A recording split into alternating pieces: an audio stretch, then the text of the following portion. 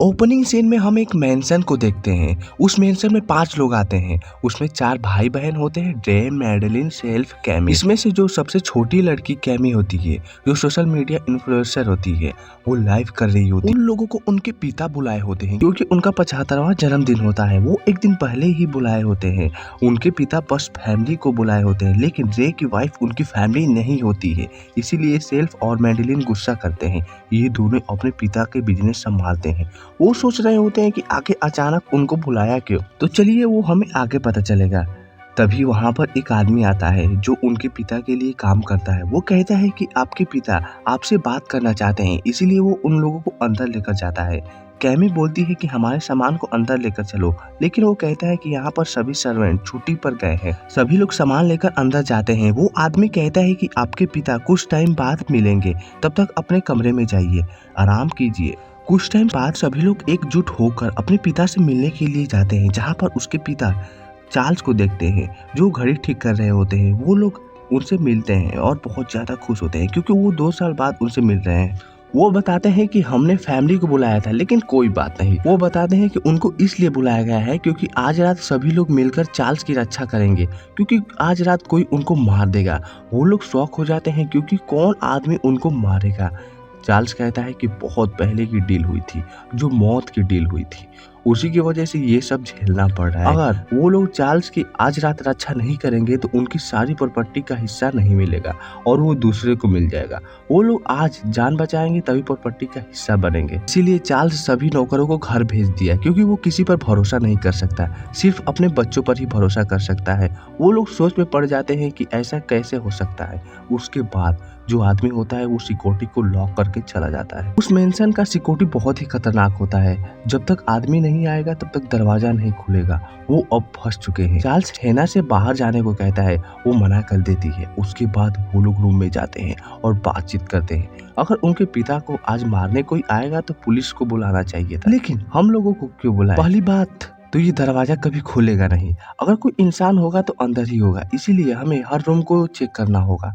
वो लोग बातें कर रहे होते हैं। वो लोग बातें करने के बाद अपने अपने रूम की तरफ जाने लगते हैं। तभी हेना को एक रूम दिखाई देता है जहाँ पर चारों तरफ अंधेरा होता है, जिसमें मूर्तियां रखी होती है।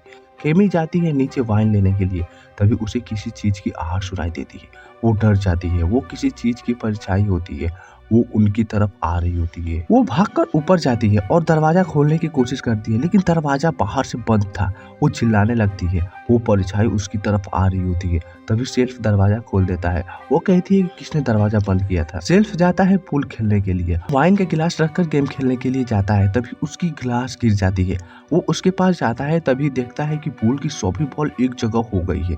तभी वहाँ पर मैंडलिन आती है। वो समझता है कि इसी ने किया होगा, लेकिन इतना जल्दी कैसे हो सकता है? वहाँ कुछ तो कुछ गड़बड़ है। इधर कैमी वीडियो शूट कर रही होती है, तभी उसके पीछे कुछ दिखाई देता है। वो पीछे देखती है तो सच में पीछे था। वो डर जाती है। वो डरते हुए उसके पास जाती है। अब उसके नजदीक पहुंच जाती है तो कोई नहीं होता। वो सोचती है कि उसका वहम था, इसीलिए वो इग्नोर करके नहाने के लिए चली जाती है। पीछे से कोई आता है, उसे मारने लगता है। वो दर्द से तड़प रही होती है। वो चीज उसे मार देता है। उसके सर पे बहुत ही गहरा निशान था। ये दोनों पूल खेल रहे होते हैं, तभी वहाँ पर ड्रे और उसकी वाइफ आ जाते हैं और पूछते हैं कि कैमी कहाँ है। वो बोलते हैं कि पता नहीं। वो सभी लोग उसे ढूंढने के लिए जाते हैं, तभी देखते हैं कि कैमी पूल में पड़ी हुई है। उसको बाहर निकालते हैं तो वो मर चुकी होती है। वो सोचने लगते हैं कि इसकी मौत कैसे हुई, तभी जाकर अपने डैड को बुलाते हैं। वो आते हैं, देखकर दुखी होते हैं और कहते हैं कि हमारी छोटी बेटी मर गई, अब इसका हिस्सा हेना लेगी। वो लोग शॉक हो जाते हैं। सभी लोग चार्ल्स के रूम में जाते हैं। वहाँ पर सेल्फ को एक बंदूक मिलता है, उसमें सिर्फ 2 ही गोलियां होती है। चार्ल्स कहता है कि जो भी घर के अंदर है जाओ उसको मार दो। वो लोग जाते हैं। ड्रे सेल्फ के बीच बहस हो जाती है क्योंकि वो लोग नहीं चाहते कि कैमी का हिस्सा हेना ले, इसीलिए वो गुस्सा होते हैं। उसके बाद वो वहाँ से चले जाते हैं। रियो और उसकी वाइफ दोनों कैमी को देखने के लिए जाते हैं, लेकिन वो वहाँ पे नहीं होती है। हेना डर जाती है। वो रूम में जाकर शीशे को तोड़ने लगती है क्योंकि वो वहाँ से बाहर निकलना चाहती है। वो पैसे के लिए अपनी जिंदगी बर्बाद नहीं करेगी। वो दोनों एग्जिट गेट खोजने की कोशिश करते हैं। इधर मैंडलिन बैठी होती है, तभी वहाँ पर कैमी दिखाई देती है। वो डर जाती है। सेल्फ आता है, लाइट ऑन करता है। दरअसल वो पेंडिंग होती है। वो कहती है कि हमें इन दोनों को रास्ते से हटाना होगा। इधर ये लोग रूम में जाते हैं जहाँ पर बहुत सारी मूर्तियाँ होती है। उन्हें एग्जिट गेट मिल जाता है। हेना वहाँ से बाहर निकलने की कोशिश करती है लेकिन उसी में फंस जाती है। रे उसे बाहर निकाल लेता है। वो देखते हैं कि सारी मूर्तियाँ उनकी तरफ देखती हैं। वो डर कर वहाँ से भागने की कोशिश करते हैं। तभी उसके सामने हर रास्ता ब्लॉक हो जाता है। वो लोग जिस रास्ते से जाए हर रास्ता ब्लॉक ही हो जाता है।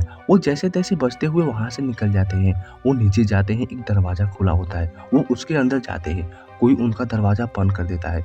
वो लोग चिल्लाते हैं। वो होते हैं मैंडलिन और सेल्फ, क्योंकि वो समझते हैं कि उन्हीं ने कैमी को मारा होता है पैसे। वो लोग जा रहे होते तभी उन्हें आवाज सुनाई देती है। मैंडलिन पीछे मुड़ती है तो कोई परछाई होती है। वो कुछ टाइम बाद वहां से चली जाती है। मैंडलिन उसके पास जाती है तो वो समझती है कि वो कैमी है। वो उसके पास जाती है लेकिन वहां पर कोई नहीं होता। किसी के जाने के पैर दिखाई देते हैं। तभी कोई चीज उसे उठाकर फेंक देती है। उसके बाद उसको घसीटते हुए लेकर जाती है। जब उसकी आंख खुलती है तो वो कमरे में होती है और उसी कमरे में होती है जिसमें कैमी की पेंटिंग होती है। वो उसके पास जाती है तो उस पेंटिंग में से खून निकल रहा होता है। वो उसे छूती है। जब खून को देख रही होती है तभी पेंटिंग उसको देखने लगती है। कैमी पेंटिंग में से मारने की कोशिश करती है और वो उसमें से बाहर निकलती है। मैंडलिन पर उल्टी कर देती है। तभी वहां पर सेल्फ आ जाता है। वो कैमी को रुकने के लिए कहता है। उसकी तरफ वो जा रही होती है। वो उसे गोली मार देता है लेकिन कैमी गायब हो जाती है और वो गोली मैंडलिन को लग जाती है, जिससे उसकी वहीं पर मौत हो जाती है। सेल्फ वहां से जाता है। पीछे मुड़कर देखता है तो मैंडलिन गायब हो गई है। वो डर कर वहां से भाग जाता है। वहां पर हम देखते हैं कि एक पेंटिंग लगी होती है जो मैंडलिन की होती है। मतलब जो भी मरेगा उसकी पेंटिंग लग जाएगी, जैसे कैमी की लगी थी। इधर ये दोनों फंसे होते हैं। उनका ऑक्सीजन खत्म हो रहा होता है। वो लोग सोच लिए हैं कि अब उनका बचना मुश्किल का नामुमकिन भी है। वो लोग गले लगा लेते हैं। डियो उससे सॉरी मांगता है क्योंकि उसे यहाँ पर नहीं लाना चाहिए था। तभी सेल्फ दरवाजा खोलता है। वो दोनों उसको मसीहा समझते हैं। उनको क्या पता कि उनको मारने के लिए सेल्फ ने ही बंद किया था। वो बताता है कि मैंडलिन मर गई है, इस घर में कोई घोस्ट रहता है। वो लोग जाते हैं। वहाँ की लाइट ऑफ ऑन हो रही होती है। वो लोग भागकर एक दरवाजे के पास जाते हैं। डियो उसे खोल रहा होता है। हेना एक घोस्ट को देख लेती है। वो दरवाजा खोल लेता है। उसके अंदर जाते हैं। दरवाजे पर टेबल लगा देते हैं। हेना को एक दरवाजा दिखाई देता है। वो लोग उसको खोलने की कोशिश करते हैं लेकिन वो नहीं खुलता। वहाँ पर एक बुक होती है। वो जब हेना बुक को हटाती है तो दरवाजा खुल जाता है, जहाँ पर बहुत सारी पेंटिंगें होती है जो अजीब होती है। वहाँ पर बहुत सारी बुक होती है जो डीमन के बारे में होती है। जब सभी बुकों को हटाते हैं तो शॉक हो जाते हैं क्योंकि वहाँ पर डीमन को बुलाया गया होता था। इधर सेल्फ जा रहा होता है। तभी उसको खून दिखाई देता है। वो उसे डर रहा होता है। तभी अचानक उसके सामने कैमी आ जाती है। वो नीचे गिर जाता है जिससे उसकी हड्डियां टूट जाती है। उसको ऊपर मैंडलिन और कैमी दिखाई दे रहे होते हैं। मैंडलिन उसके पास आती है और उसके सारे मांस को सोख लेती है, जिससे उसके शरीर पर सिर्फ चमड़ी और हड्डी बचते हैं। मरने से पहले वो चिल्लाता है जिससे उन दोनों को आवाज सुनाई देती है। वो लोग आते हैं। नीचे सामान टूटा हुआ देखते हैं तो वो समझते हैं कुछ तो गड़बड़ है। तभी कोई काला चीज उनकी तरफ आ रहा होता है। वो डर जाते हैं और अपने डैड के गेट के पास जाते हैं। वो डीमन उनकी तरफ आ रहा होता है। उसके पिता दरवाजा खोल देते हैं। अंदर पूछता है कि ये सब क्या हो रहा है। चार्ल्स बताता है कि उसके डैड की वजह से वो लोग सड़क पर आ गए थे। उन्हें गरीबी बर्दाश्त नहीं हुई तो वो एक डीमन को डील किए। 75 दिनों पर वो अपने बच्चों को सौंप देंगे, इसीलिए वो इन लोगों को लाया क्योंकि उसे प्रॉपर्टी चाहिए थी।